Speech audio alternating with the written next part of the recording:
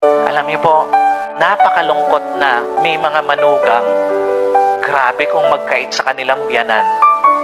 Galit na galit pag tinulungan yung kanilang biyanan eh.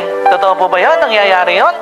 Alam niyo po, kung Kristiyano ka, basahin mo muna uli ang Biblia at tumanggap ka uli sa Panginoon. Baka hindi ka pa talaga totoong tumatanggap. Lalo na yung kukonti na lang ang buhay, tapos pinagkakaitan mo pa.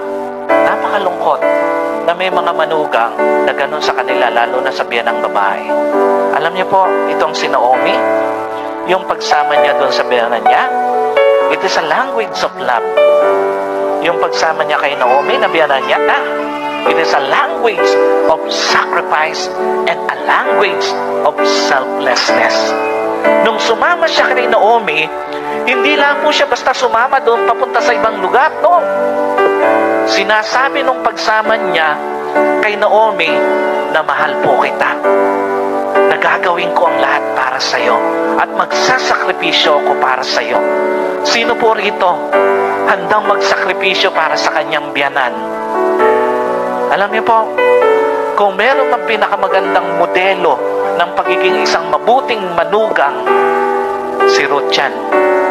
Kaya niyang gawin ang lahat para sa kanyang biyanan.